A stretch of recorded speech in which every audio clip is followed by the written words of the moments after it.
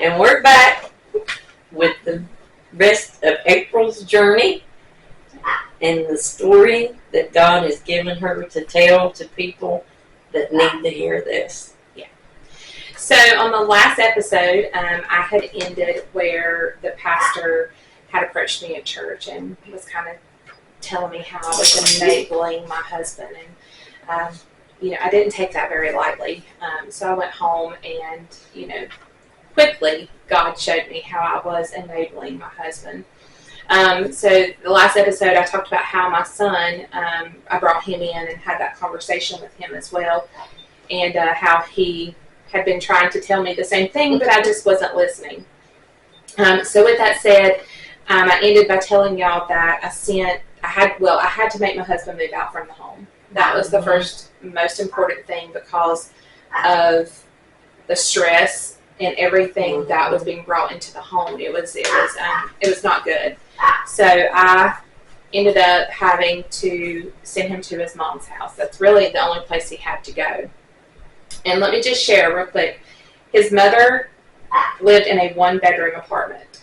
So it wasn't somewhere that he could just get comfy and whatever.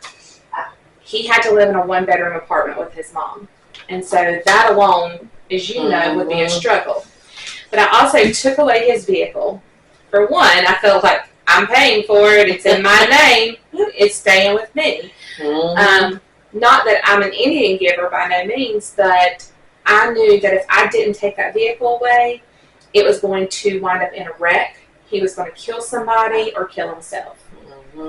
And then 3, had to shut the money line down. If he was going to do drugs, he could pay for it himself. But also, he needed to struggle. And so that's exactly what ended up happening. He ended up struggling. He was having to go to food banks. He was having to, try to do whatever he could because his mom lives on a very low monthly Social Security check. So he was having to help her as well. So things just did not go smoothly after that. But again, the whole point was to have him to hit his rock bottom.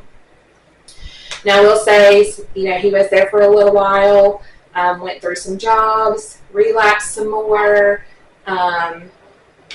The same story as it was happening at home. But what ended up happening was he hit his rock bottom. I ended up getting a call one night, and it was him, and he was begging me to please come and get him and take him to the hospital. That he couldn't do it anymore. That he was tired. He was tired of fighting the demons. He said he had prayed to God that if he relapsed again, for God to take his life. And he was scared to death. This time it was just, it was very traumatic to him. He was literally seeing demons in the woods coming after him. And that was enough to scare him. So when I got the call, I was hesitant at first because I didn't want to make a trip all the way there and then take him to the hospital. And then he just goes and does the same thing over and over again. But I don't know, this time God said, do it. And so I did. I went and picked him up all the way in Hickory, brought him all the way back to Charlotte. He was under the influence of methamphetamines when I picked him up. Got him to the hospital. They got him back. Everything went smooth.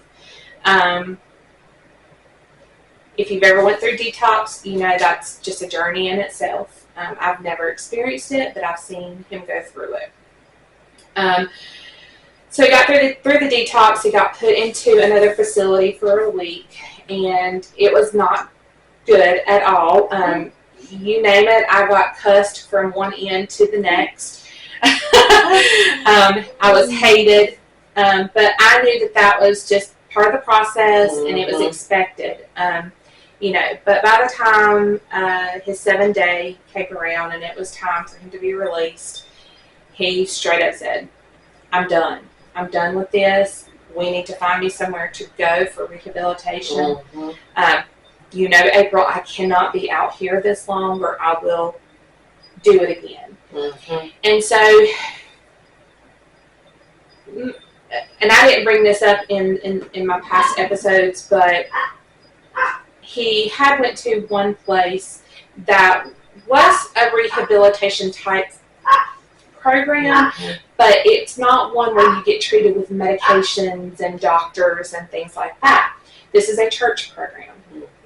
And they believe in using the Word of God to break the bondage of addiction. They house men, they house women. It's a free program. And if you know anything about mental illness and trying to find places for people to go, it's costly. It's costly. And sometimes people cannot get the help that they so desperately need. So we found this place called Bethel Colony of Mercy. If there's anybody out there that is struggling with addiction or knows somebody that's struggling with addiction, it is a great resource. Like I said, it's free. They do have an application fee, but if you can't pay it, they're not going to decline. So there are some requirements and stuff like that, but again, it's called Bethel Colony of Mercy if you need that option. So he ended up going to Bethel Colony of Mercy. This time he had a different outlook about going because the first time he did not complete the 60-day program, but this time he was ready. He was like, I'm so ready. I'm going to go in and I'm going to do all my work and do everything they tell me to do. And he was excited. It was a different Jeff. Mm-hmm. And if one thing that I learned, again, you can't change a person. They have to want to change themselves. And no matter how badly we want to change somebody, we can't. Mm-hmm. They have to be ready. But what I can say is he was ready. He asked for help. Mm-hmm. And that is something that he had never done before. So, don't get discouraged if you can't change a person. Okay? We all want to be heroes, but the true hero is the man upstairs. That's right. And that's where we have to lean on him. So he went through that form of rehabilitation. He got treated, with the Word of God and the whole program and everything. And so it was amazing. It was a wonderful experience for him, and he made it through the whole entire 60 days. So he got to graduate, and that was exciting in itself. But he came out a brand new person. And I'm trying just to read my words here. Sorry, the sunlight is hitting me. To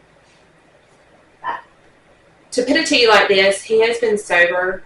This October will be almost 2 years. 2 years that he has been sober. And that wouldn't have happened without God. That's true. It would not have happened. There's still healing going on, and there will be for a while, because it tore my family apart.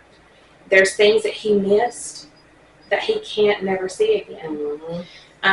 And that's something that he's got to learn how to forgive himself for. And it's a journey for him.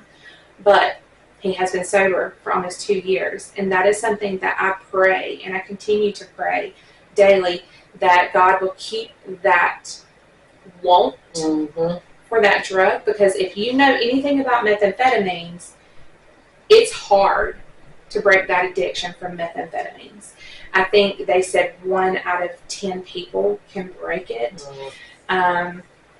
It does a lot of damage to the brain, and it takes time for the brain to regenerate.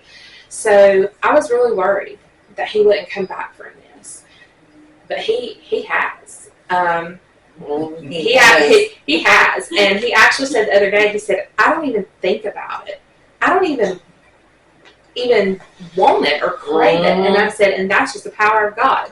Right. Because I continue to pray it. I didn't just pray it then, I continue to pray it now. Mm-hmm. And that's where we tend to forget that what you pray for, if you get, you have to continue to pray for it.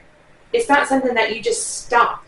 That's right. And because anything can happen. We live in a world, a very sinful world, and we're human, so we're going to fall. So you have to keep praying for that. But what I will tell you is that my oldest son and my husband started a company together. Who knew that would even happen? Because there was no relationship. The relationship was gone because of the drug use. He's slowly building his relationship with my daughter back, because we do have a granddaughter, and he wants to be a wonderful grandpa to our sweet little Maeve. So there's still healing in that process, and it will be for a little while. Our youngest son and him have reconnected. They laugh all the time. They do things together. He joins in on the business and helps them, you know. So there's a lot of good things that have come out of this, but also he serves. He serves at church, and he may not greet people and talk to people, but he will get out there and move some cars. He will help pack up. He will do things, but he is serving. He is serving with Jesus, and so that's just a testimony in itself. But also, by all of this movement that has happened in our lives, and the movement that we've seen what God can do in his life, my youngest son has came to God. You have no idea how that was just, yeah, I mean, because Colby was the one that would say, I believe in God, but I have a lot of questions. Well, Colby's been saved. He was baptized several weeks ago. He's joined groups. He's reading his Bible. He's talking to others. He's bringing friends to Christ. Just so much that I'm just so thankful for every day. So I truly believe that once I released control of what I was trying to handle, God has moved from that day on. And so I just want to encourage you that if you're going through something and you just feel like you're not getting anywhere, that God's not hearing you, or He hears you. He hears you, but He's waiting for you to move out of the way. Move out of the way, give it all to Him, and let Him do what He needs to do. And I promise you, if you do that, you will see so much movement and so much change. You won't be able to keep up with everything that God is blessing you with. Sure. I mean, I can't even keep up. I mean, we don't struggle financially anymore. We still go through battles, but it's nothing compared to what we used to do. And let me tell you, the enemy will do everything he can to intervene. Oh, yes. But that's where you have to rebuke him every day. Get out of my house, leave my family alone, talk out loud, whatever you got to do. It's okay. But I just want to encourage someone that change can happen if you are struggling, or if you're going through the same thing, or whatever it might be. Don't give up. Just find the strength and courage to release it. That's right. And I want to thank April for coming on 15 Minutes with Patsy and sharing her journey along just the last few years. It's been a pleasure to know April and to watch her grow over these last few years and to see what God has done. And we will see you next episode. Bye.